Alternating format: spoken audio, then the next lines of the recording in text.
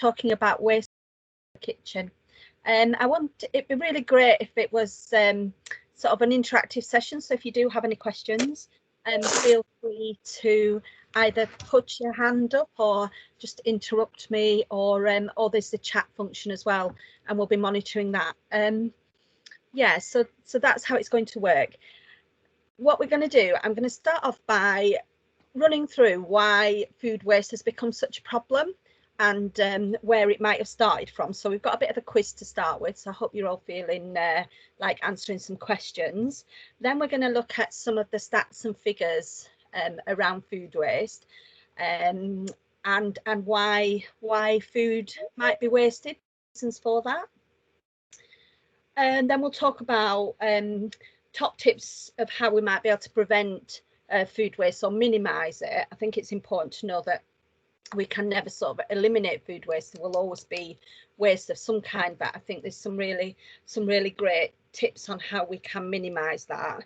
And we'll talk about community buying and how that might work. It'd be great to get your views on that as well, if anybody's got that set up. And also talk about other waste that might come out of the kitchen around energy and water. So that's sort of the outline of the session today.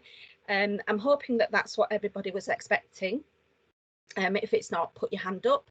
If there's anything specific that you want to pick my brains on or you want to ask, I really do want you guys to get the most out of the session.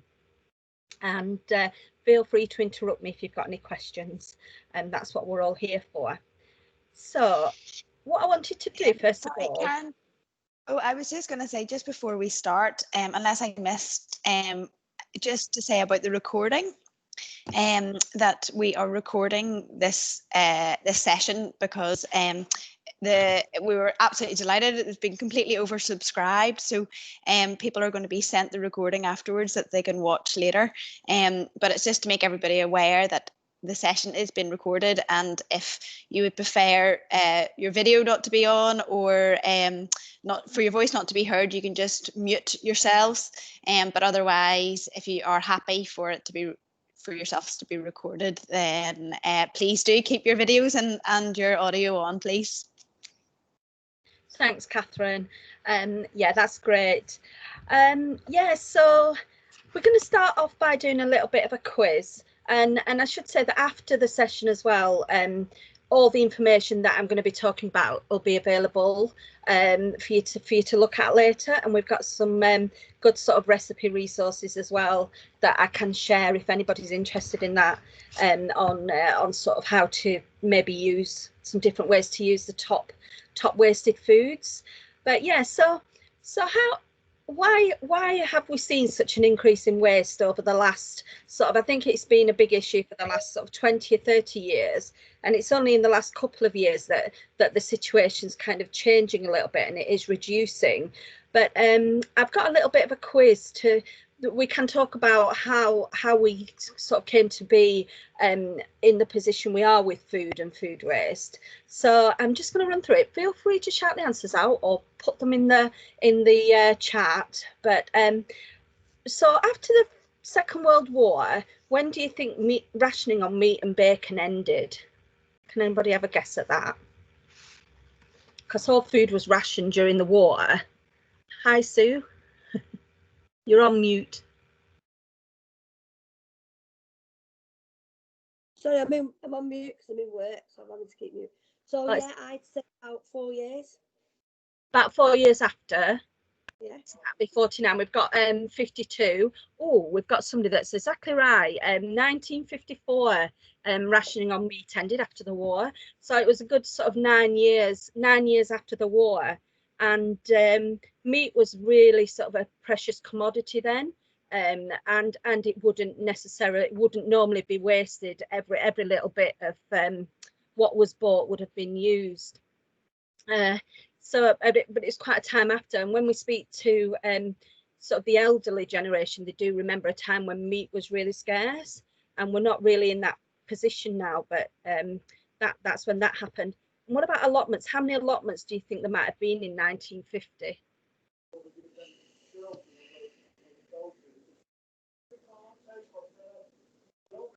Hi, Sue. I'm sorry, I'm struggling. How do you do the chat on here? Because I'm only used to Zoom. Oh, it's all right.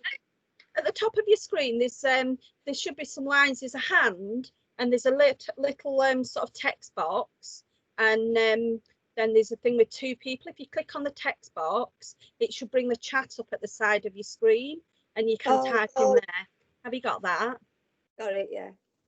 Yeah, great stuff. So we've had somebody say 5 million. It was actually a little fewer than that. There was 1.2 million, but that was actually allotments that were designated as allotments. It was really normal back in 1950 for everybody to have a growing area, even if it was just in their backyard. People would have access to growing food and really think about growing food as well, and also having having chickens. It was quite normal for people to have their own chickens and grow. But there were 1.2 million, and by 1968, how many of those do you think they were still being used? So that's sort of in 18 years. 0.2, yeah, we've got 0.2. Sue's coming in with an answer. If you can do it. I'm sure you. Rav's got their hand up as well. Lovely. 0.2. Yeah, it was actually around 500,000 were still being used.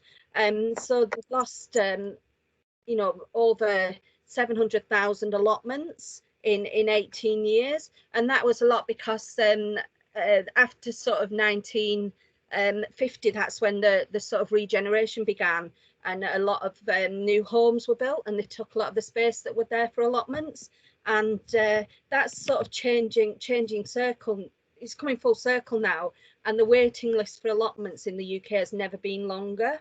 And now in all new planning applications, there's got to be thought given to access to sort of green spaces for growing.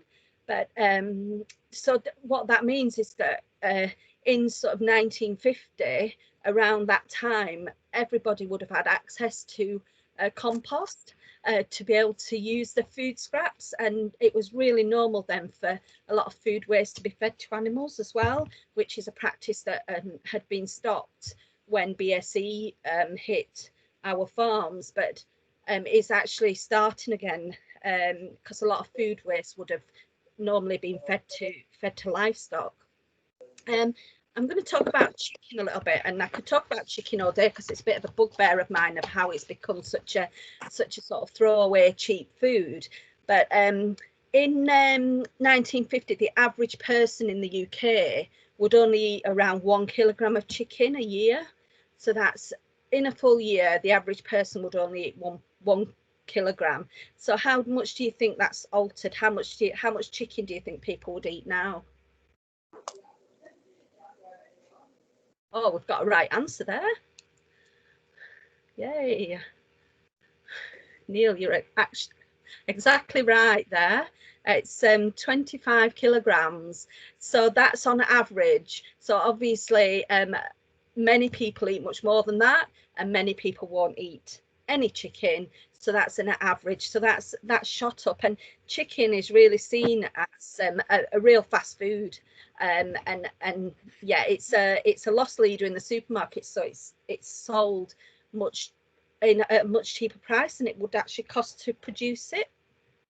And we're going to be talking about food waste afterwards, and it's quite normal for a family now to buy a chicken on a Sunday and maybe cook it, or buy a cooked chicken and eat sort of the breast of it or whatever they want, and then throw the rest away.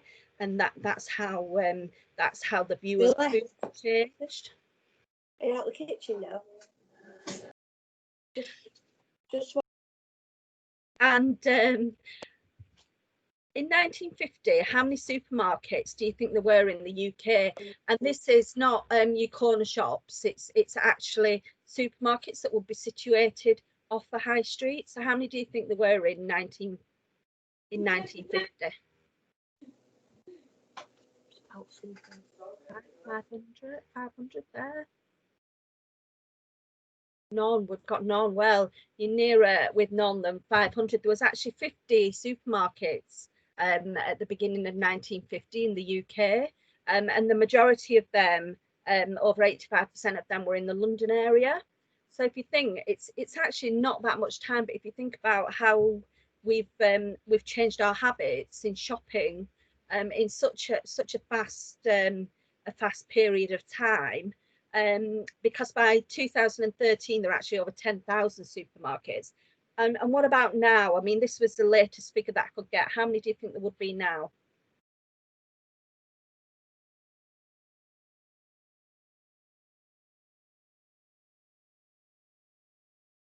Just waiting for some answers to come in. 30,000. There's actually 87,000, just over 87,000. So from 2013 up to now, it's absolutely shot up. And that's because of the discount supermarkets have a policy of opening in just about every town. So the way that people have shopped has really changed even in the last 10 years. And that's had a big impact on the amount of food waste that we generate. And I'm just going to touch on when do you think the first fast food outlet opened in England? And you get an extra bonus point if you can tell me what it is. I'll just wait for some answers to come in if anybody wants to try answering that one. Oh, we've got Little Chef 1960. 1950, yeah, we've got one for 1950. Well, it actually opened in 1954. Oh, Anne, you can tell. Yeah, Anne's got it right. Actually, it was actually a Wimpy shop in 1954, and that was classed as sort of the first fast food, other than fish and chips, which have been around for a considerable amount of time. That was classed, and it's probably my generation, but I remember going to the Wimpy shop and it seeming absolutely amazing. You know, you got like banana splits and milkshakes and burgers and things, and that was really new then. And if you think about how that's changed, and if you look at every high street in the country now, we have fast food outlets on there. And now there's over 26,000, which I didn't think sounded that many, but you know, it's burger joints and chicken shops. That's what we're looking at there. And I just wanted to sort of talk about those things because it puts into context how very quickly over such a short period the way that we shop and eat has changed, and how that has impacted on the way that food is viewed in society, and how you know much food waste, how it's impacted on food waste. So I'm just going to give you a few stats now about food waste. And food, the food that we eat makes up around 30% of our carbon footprint. And it's one thing that when people are looking at how they live, so people might think about transport, and they might think about the energy in the home, so heating, and things like that. But it's not often that food gets talked about in relation to our environmental footprint. And there's around 9.5 million tonnes of food waste generated in the UK annually, and it costs around £19 billion to the economy.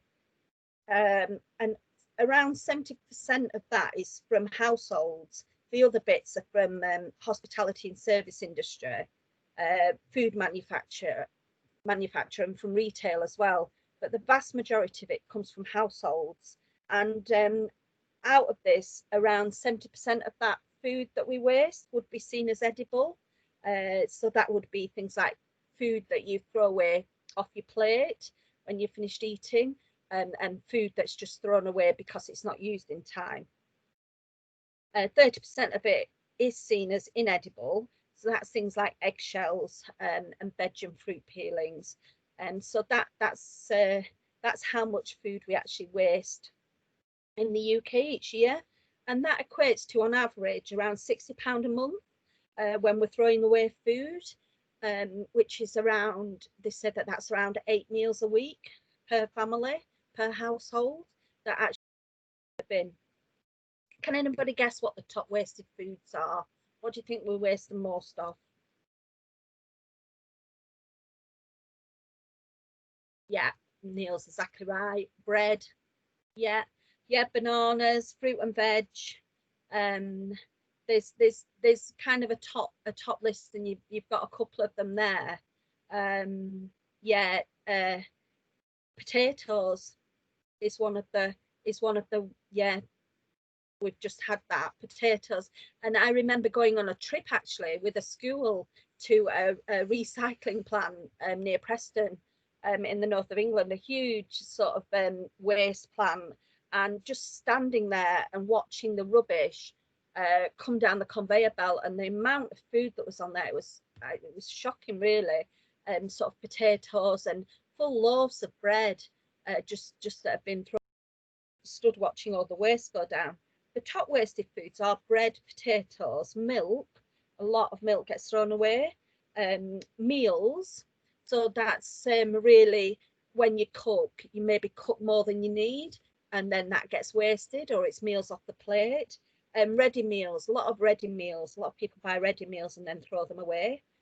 Chicken is a big wasted food, and especially carrots. I don't know why carrots, I think because carrots are such a popular vegetable anyway. There's a lot of carrots wasted, and other fruit and veg as well.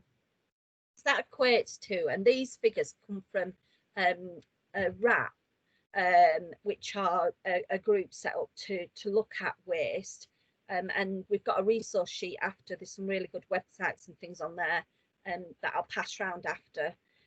But they estimate that there's around 20 million slices of bread thrown out every day in the UK, around 4.4 million whole potatoes, 3.1 million glasses of milk, 2.7 million carrots, tomatoes, 2.2 million slices of ham every day thrown away in the UK, and 0.9 million whole bananas. So there's some stats there for you. Yeah, so when you actually look at them like that, is anybody shocked by that, or do you think that's quite, I mean, do you think in your households, would you equate that to what you do as a normal practice? Does anybody want to talk about that, or offer is it normal?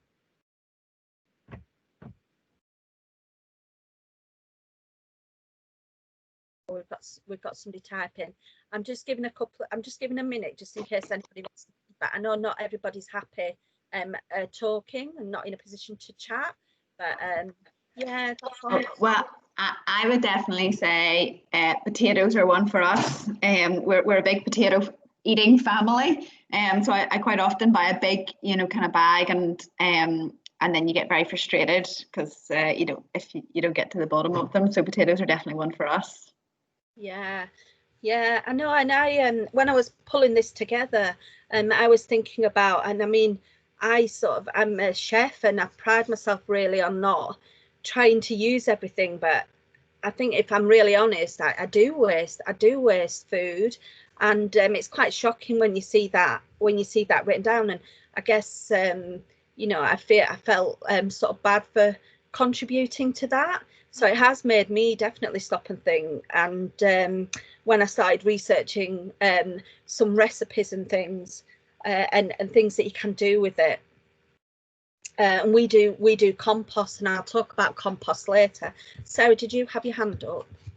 Yeah, I was just going to say it was something that I think made me change my shopping habits. But even in COVID, I think that's had to change again. So I used to go to the shops almost every day, and I'd purposely try and buy reduced veg so it wouldn't go to waste. In the supermarkets, they've always, every day there's something reduced. But now that you can't necessarily go out every day to buy what you need on that day, I find myself in that place again where it's like, oh, I've got to buy all this veg, and then by the time I get round to eating it, some of it has gone off. There's parsnips that have just you know, within a day suddenly gone that you don't really like the look of them anymore. Yeah, I might still grate them up, but we'll see. yeah, it is. It's really hard, and I think that the way that shops have changed, and what we talked about right at the beginning, the way that shopping habits and everything have changed, is kind of a big contributor to that as well. Fruit and veg doesn't last as long as it used to. Bread, a lot of the time doesn't last as you know as you might want it to. And there's a big list of well, they did a survey on why people waste food, and there's a long list of things, but it's the main thing is that it's people are just buying it and just not getting the time to use it. And everybody leads busy lives, so plans change. So if you're shopping sort of, and we'll talk about this when we talk about how we minimize food waste, but you know, you might shop on a Monday and think about what you're doing all week, and then by Friday you're going out for a meal, so the food that you bought that maybe you use on Friday doesn't get used. But it is a lot about food not being used in time, and just personal preference, buying something and then a few days later thinking, oh, I don't really want that now, I don't feel like that, I feel like something else, so it gets wasted. Cooking and preparing too much. This is my mum. My mum feels like she's got to feed everybody, which is great, but she will cook double what is actually needed, which is great because we're going to talk about batch cooking later on as well. So it's actually a really good thing to do, but not if nobody's going to eat it, or you're going to put it in the fridge and then it's just not going to get eaten. People serving too much, so portion sizes. Again, the food left on the plate, and if you leave food on the plate, if you leave it in the pan, it's much easier to use it later. If you leave it on the plate, then you know you're not going to put that back in the pan, it's just going to go straight into the bin. A lot of people don't understand labelling, and I've got a small video in a minute that explains best before and use by. Play you. I'm not sure if everybody knows the difference in that, but it's quite a useful video taken from the government website. Offers in shops, that's another reason that people gave.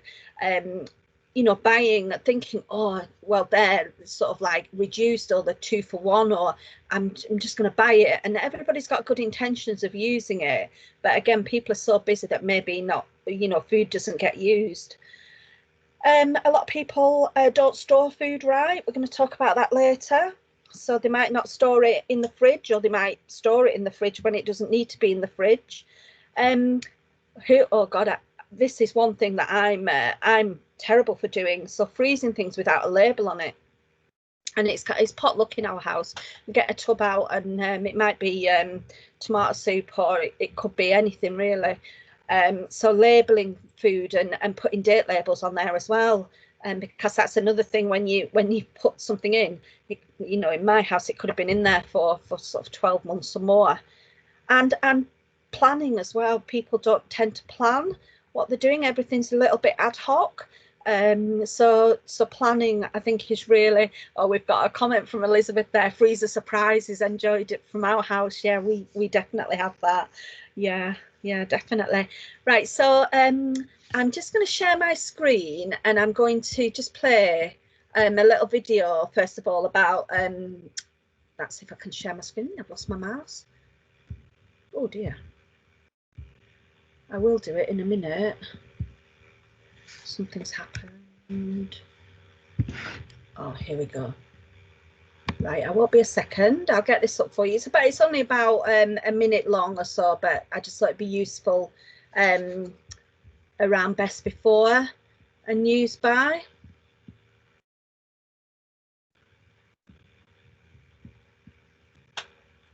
Sorry, I won't be a second.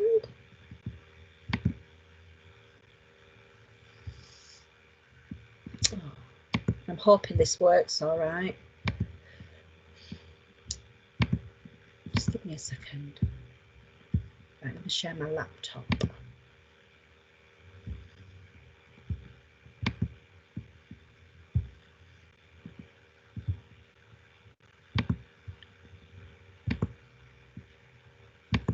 And I'm hoping everybody can see this okay and hear it.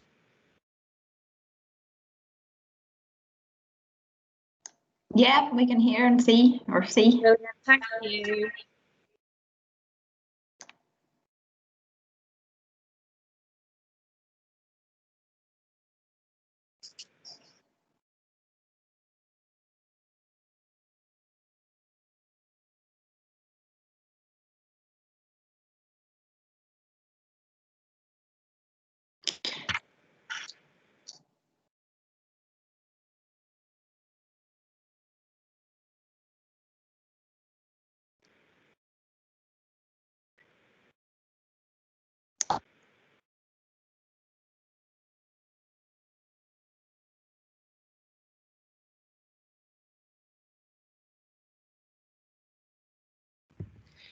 Karen, can we just check if you've put the sound on to share your sound from your laptop? Yes, I have. So I'm not getting any audio through. Okay.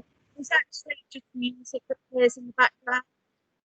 Oh, it's just music, right? Great. It's yeah. Stop that. Right. Maybe if we can, if I find the link and I can share that in the chat, then that will. Absolutely. I'll stop sharing my screen now. You don't see everything. So I think I'm back now. So yeah, so that was just useful, and I don't know, did everybody know about best before and use by? So we're going to start talking about sort of top tips to minimize waste, but I just thought it was important for people to understand the difference in labeling, because that's one of the things that comes through is there was no sound. The sound was just annoying music actually playing in the background. It's just a visual thing, so don't worry, there was nobody talking or explaining. It was just music. But we can share that afterwards. I just got it off the government food standards website. But yeah, a lot of people said that they're confused between best before and use by, so hopefully that's cleared that up. And a lot of food is wasted because people don't understand that and think the best before, that when it gets to that date, they've got to throw it out rather than use it. So yeah, so if I ask you for a top tip on how you would minimize food waste, what would you say? Because we're going to go through some sort of tips now, but it'd be really great to hear what you would say, what you think. Can I just check, is everyone feeling all right about the functions of this team meeting? So knowing where the chat box is and the raise hand if you want to speak out loud. If you haven't managed to find the chat just yet, it is the top bar. There's a little message icon next to the two figures. And after that as well, there's a raise hand button that you can then let us know that you want to speak. But I think chats are coming through. Yeah, Paula, do you want to share? Yeah, I'm just asking now. You left a useful link. How do you copy that? The YouTube sort link. of thing. How will I get hold of that information? Can you click on it and then it should open up in an internet browser? Okay. Yeah. Right. Okay. So can you say that for after? Do you or? Yeah. Yeah, and if you just pause that video, so then it'll, yes. it'll be able to play later on. Ah, I see. Right. Okay. Thank you very much.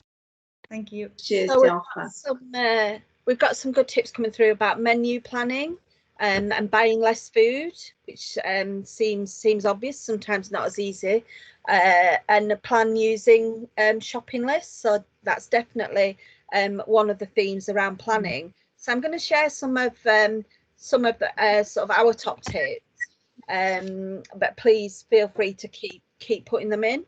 So we're all sort of talking about PPE at the moment, but it's one of our sort of mantras is PPE, but in a different way. So when we talk about PPE, we're talking about planning and portioning and eating.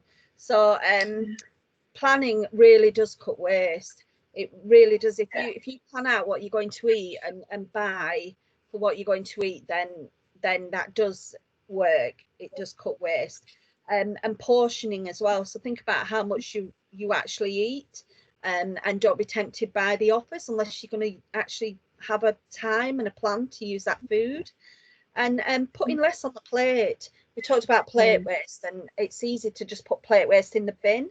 But if you put less on the plate and get more, if you want more when you've eaten that, then that is a, you know, it's a really good strategy. So yeah, so that's one.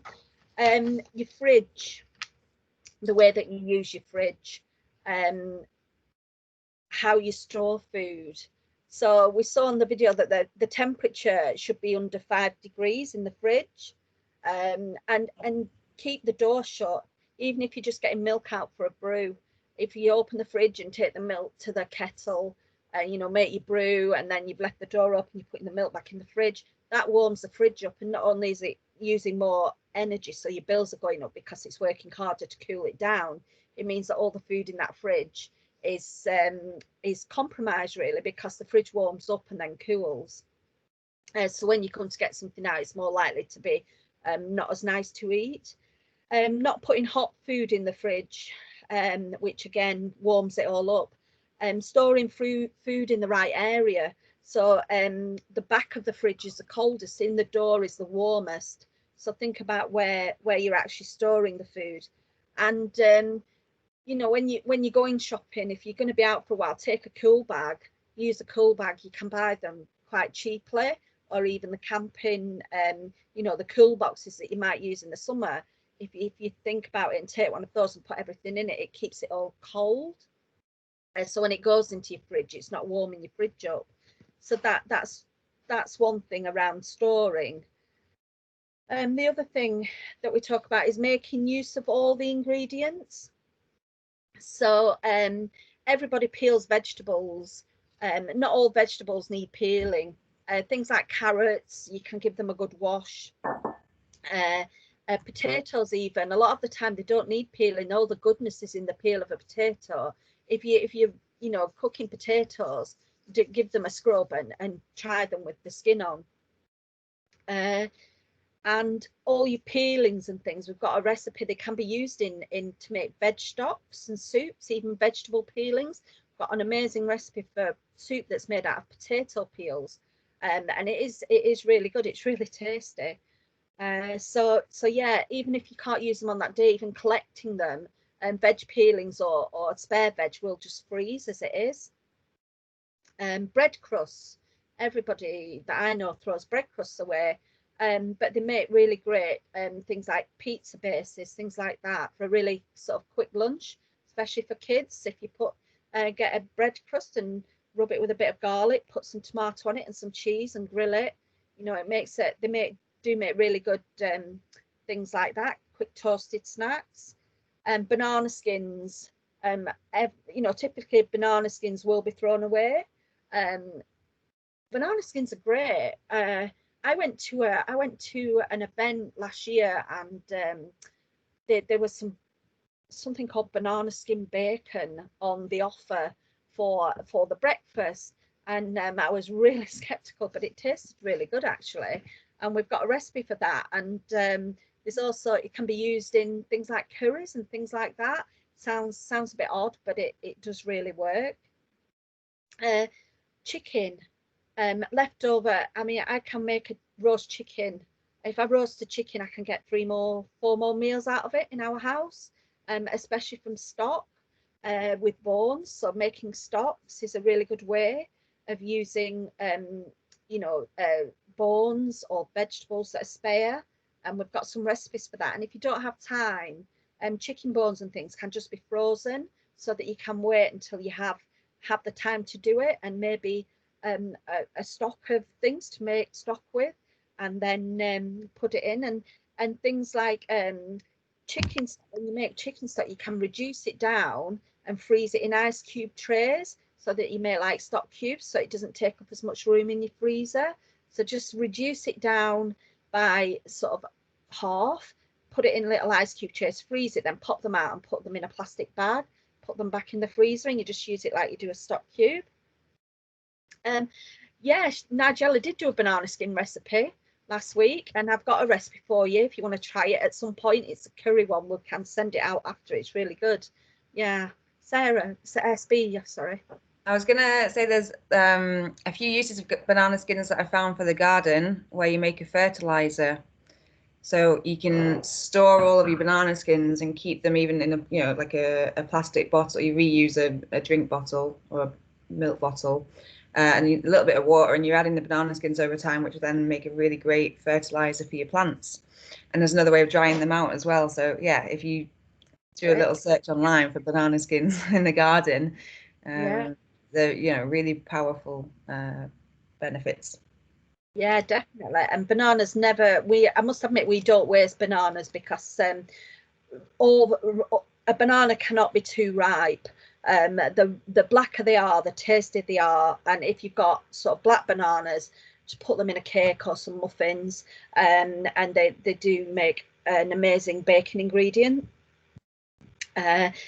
So things like greens from veg, so the tops of veg, the tops of beetroot or cauliflower, the leaves of cauliflower are really lovely, roasted in oil with some spices. They taste amazing. Beetroot are the same. Carrot tops are really tasty. If you ever buy carrots with the tops on, or get them from the garden.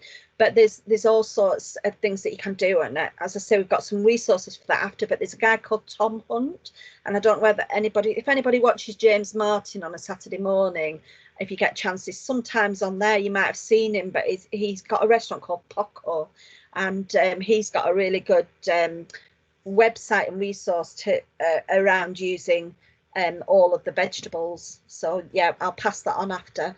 And things like lemons and limes get wasted, and oranges, and a lot of the citrus fruit gets wasted. If you just slice it and put it in a freezer bag in the freezer, it can go straight into drinks, whether that be gin or orange, whatever you prefer.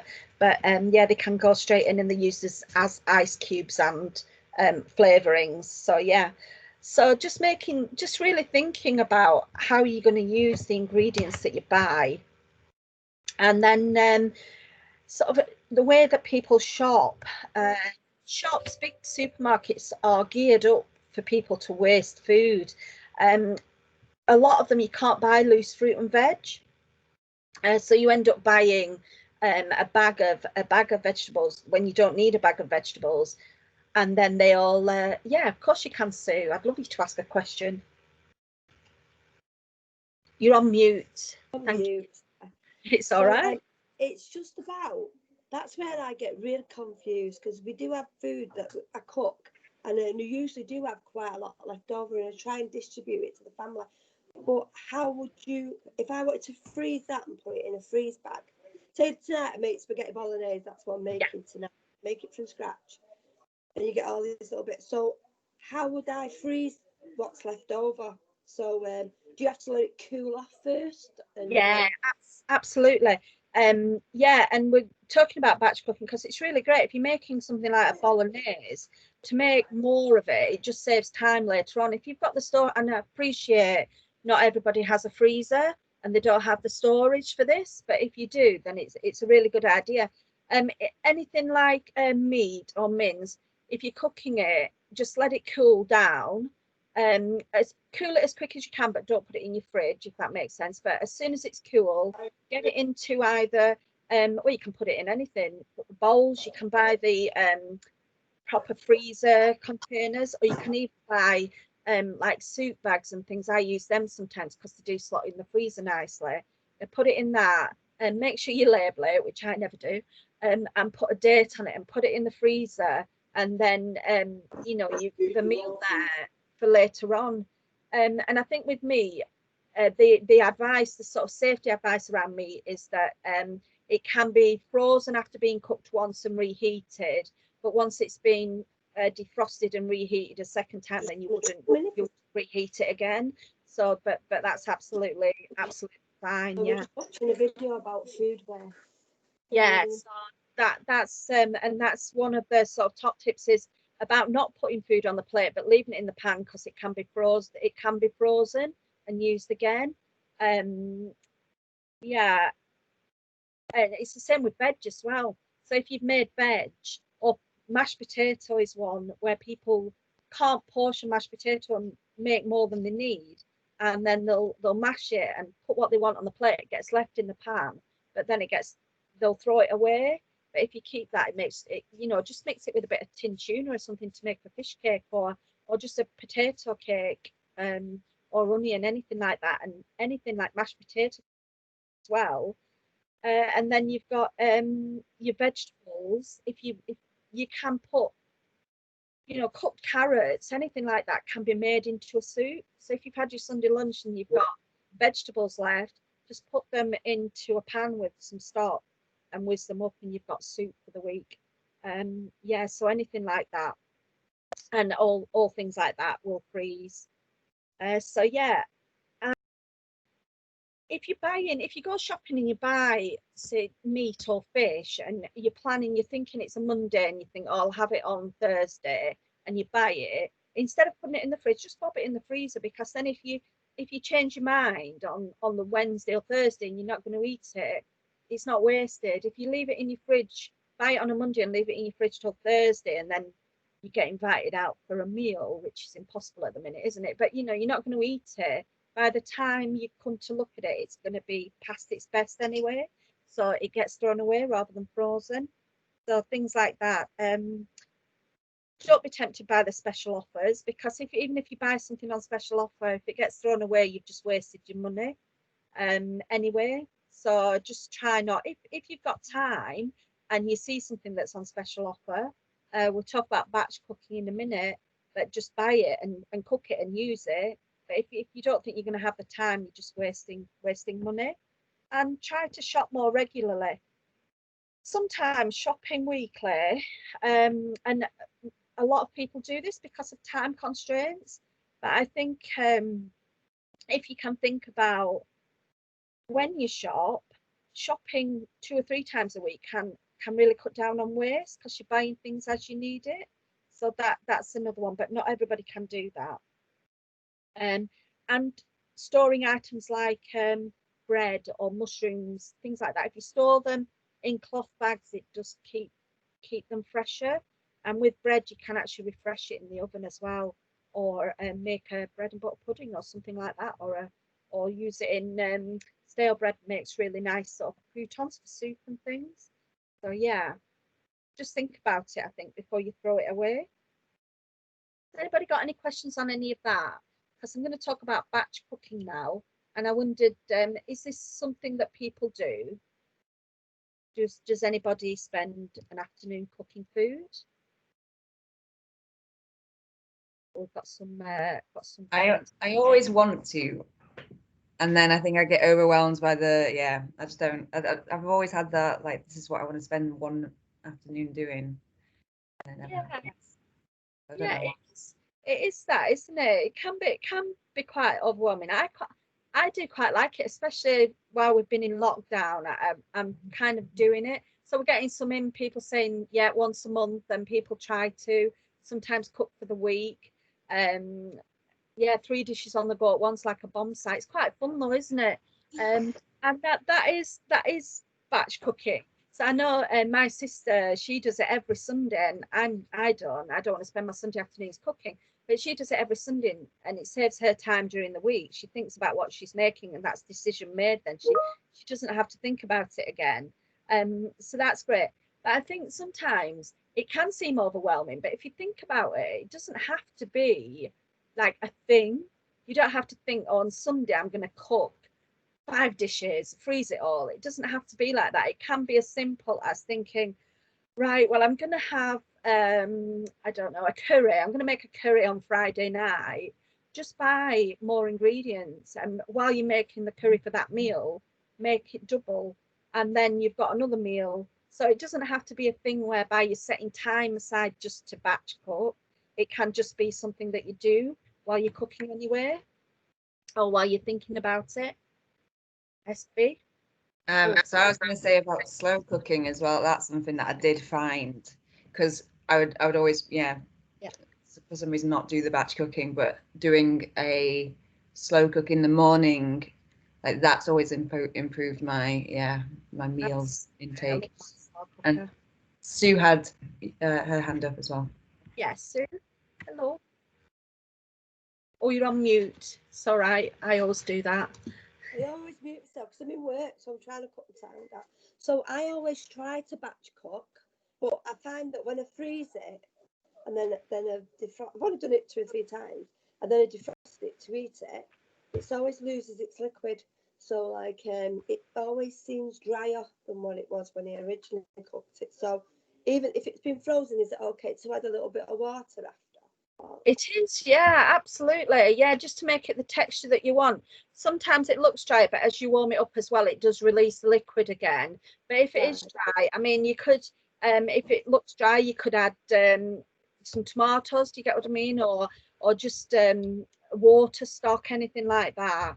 But yeah, it can sometimes change the texture. And what I find is that some things freeze better than others. So I find that soups and bolognese, tomato-based things, I think, sometimes freeze better than milk-based things, and especially if you're using dried milk. If you use dried milk or anything like that, that doesn't freeze as well because it tends to split.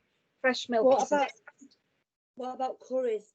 You know, I know lots of people make loads of curry and then they do freeze it.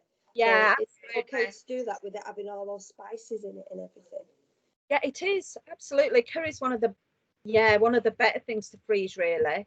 And because I think curry as well, when you're making things like curries and chilies, they do actually tend to lend themselves to making big pans of it, and that does add to the flavour sometimes rather than using making a small batch of it. So curry, chilies, tomato-based dishes, soups, really, really good for freezing. But you can freeze lots of things. You can freeze raw veg. So spinach, kale, cabbage. If you just shred it up, you can freeze it. Just pop it in a freezer. Without cooking it. I'm really sorry. I'm pretty slow at stuff like this. But is it like, so if I always got told you had to bland it first, you know, like cook it a little bit first. No, not kale and cabbage and things. You can just shred it and put it straight in the freezer. Cooks really well. I grow kale in my garden. I've got loads of it in the freezer. You just pull it out. Chilies, whole chilies, just freeze whole chilies. You don't have to cook them, just freeze them. Ginger, garlic freeze as well, anything like that. And even if you've got cooked veg and you can't do anything with it, it will still freeze and you can get it out and make soup and things with it. Milk freezes, funnily enough. I don't know if anybody's ever been anywhere sort of like, but over in the States and Canada, I've got family in Canada. That's how they buy their milk. They buy their milk, they have it in the freezer and they get it out. Some milk freezes, and also obviously leftover milk. There's so much you can do with it. If you think, I mean, I get my milk delivered from an actual milkman, which is great. But the plastic, again, when you go into the supermarket, it's easy to pick up sort of a litre or 2 litres of milk, and then it gets wasted and people don't think anything about it down the sink. But it does freeze and it makes things like rice puddings, milk puddings, things like that, sauces, so sauces to go with lasagnas and things, which freeze, anything like that. And then we talked about leftover potatoes. There's loads you can do with mashed potato, and there's loads you can do with potatoes that are whole. So, you know, grating them and freezing them works well. And then again, just, yeah, I'm talking about freezing a lot, but it's knowing how to use the freezer and how to get the best out of that. Yeah, that's so those are some of the top tips around saving food and reusing food. But then another thing is composting.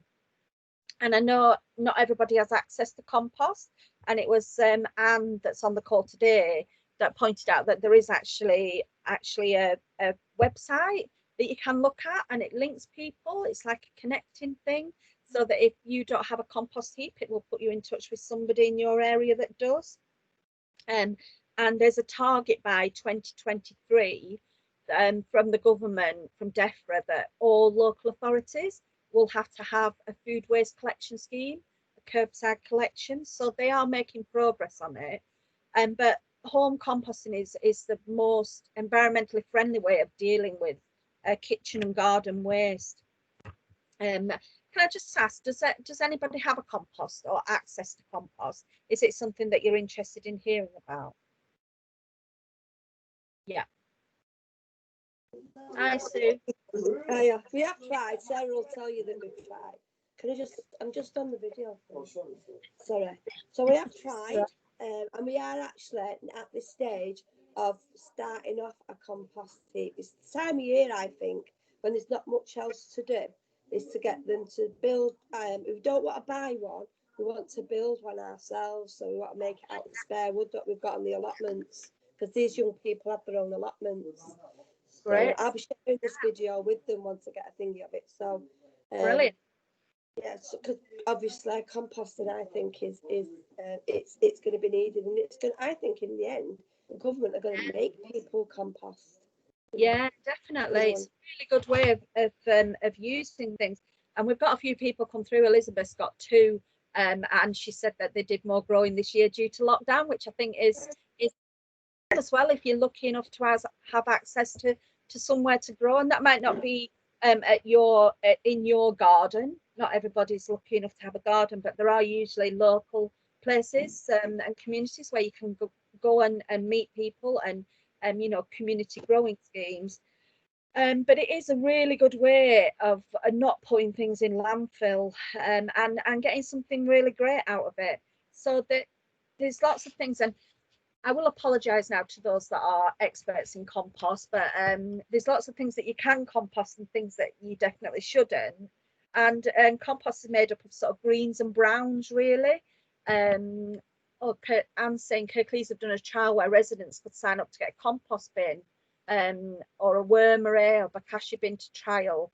And I know that I live in, my local authority is Pendle, it's Lancashire, and they quite often do offers whereby you can buy cheaper compost bins. So that, yeah, so it's always worth looking at what your local authority is doing if they've got any trials running. But there's lots of things that you can put in compost. So there's the obvious things like your veg waste and your grass cuttings, things like that, young weeds, nettles going compost, comfrey, things like that, but probably not the roots. Tea and coffee grounds. And now tea bags, check on the box with tea bags. Some tea bags have plastic in them, microplastic, and some don't. But most of the tea producers have committed to moving to a non-plastic variety, but some still do. So you can open the tea bag up and pour the tea out if that's the case. Animal manure from herbivores. So if you have horses or anything like that, that can go in. Poultry manure, so keep chickens, and don't throw the manure away or the sawdust or anything. Browns, so cardboards, waste paper, kitchen paper, things like that, paper towels, bedding from hamsters, gerbils, everything like that. Yeah, my chickens like the compost bin as well, and we just had a one about the compost one. The chickens liking the compost. So bedding, yeah, hedge clippings, woody prunings, straw and sawdust, things like that. You can actually put wood ash in there as well, in moderation. That works well. Hair, nail clippings, anything like that. If anybody's got a daughter like mine, we get tons of hair. Eggshells, crushed up in paper, and just put eggshells in. It's really good in compost because it's like a drainage thing when it's ready. And natural fibres like wool and cotton. There's less things that you can't compost, things like meat and fish, anything dairy, no cat litter or anything that eats meat, like dogs, dog mess, anything like that, or disposable nappies. They won't go in. But yeah, and there's quite a few people that are quite scared of composting and think it's a kind of this art, but if I can do it, anybody can. And I really got into it, especially over lockdown. There are some problems that are sort of across the board. So it's sort of wet and slimy or strong smelling, you just really need to turn it a little bit more, because all compost needs turning to get the air through it. Oh, just saying, discounted bins have just run out in Belfast. Just reading the chat. You can compost eggshells, Sue. Yeah, better if you crush them up a little bit rather than putting them in whole. I usually crush them up in a bit of waste paper and put them in. Yeah, so that because they don't really rot down as well. So yeah, if it's wet and slimy, you can cover it so that it doesn't get as wet from the weather. Add more brown material, some more paper in there, and drying fibres. You want more greens, so grass cuttings and things. And you can buy special activators if you really need to. And then just keep turning it so that you're adding air, and they recommend at least monthly to turn it. And Anne said that there's wormeries that you can get that are specific for dog and cat waste. Oh, I didn't know that, Anne. That's really useful. Thank you. And that meat and dairy included, and all the bokashi contents can be put in the compost after it's fermented. That's a good way I guess if you've got dogs and cats. Yeah, it's a good way of getting rid of the waste. So yeah, so that's composting. I just wanted to touch on that because it is something that would have been done sort of routinely and has probably stopped a little bit. But yeah, SB. Yeah, I was just going to say, to me, I think it is one of the most important things, is the idea that waste is something that food is, because it's a full cycle thing. So when we have the off products that's we're not eating, that goes in to create the compost for our next round of veg in the future. And again, it's going back to how do we live within cycles and not just see it as a chain of, this is the product that you eat, that you use, and then this is the waste piece. Yeah, absolutely. And I think it is, shifting the mindset that has been, like you were saying at the beginning of the 1950s, this was the norm and this is how people lived, and they never thought twice about, what they did with the potato skins or whatever, or, if they did peel them. So, and I met someone who made a dog, they trained their dog to go to a part of the garden where they'd done a long drop toilet for the dog. So they were, making the compost with the dog feces over time. Oh, it's possible, clever ways. Train them. Yeah. So that's composting.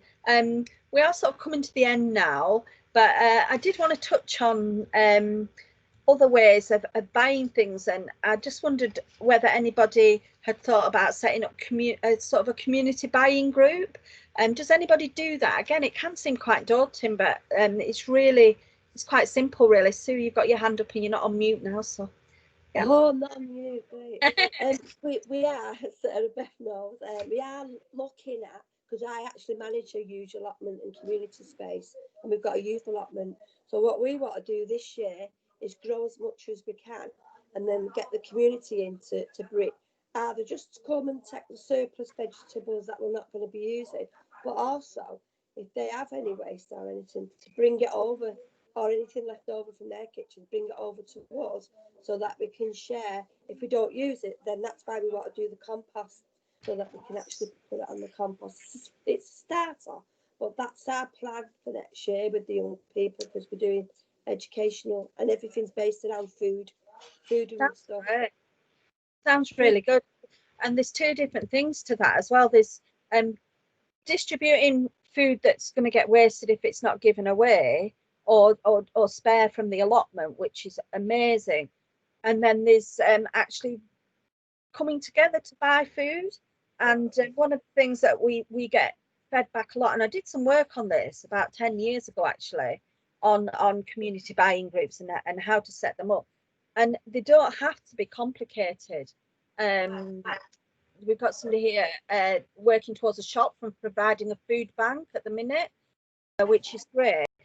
But it's that, we get told that don't have access to food, don't have access to fresh vegetables, we've only got the supermarket, or we don't have local producers near us, or we can't get access to this. And if you get together, even just with your neighbours, if you can't afford a veg box, or you can't, you can't use something like that, if you get together and share a tip, a lot of producers are really happy to sort of deliver to a hub, or to, when I say a hub, it might be, and we did some work with a school who were working with a local, well, localish producer who brought in the stuff into school, and then the families, they had a buying group, and they took it, they did that, so they split it. And we've started doing it over lockdown, actually, with my neighbours. We're buying sacks of flour and sacks of rice, sort of really big sacks, and we're splitting it and paying for it, together. And it does make it a quite cheap, actually, quite cheap way of shopping.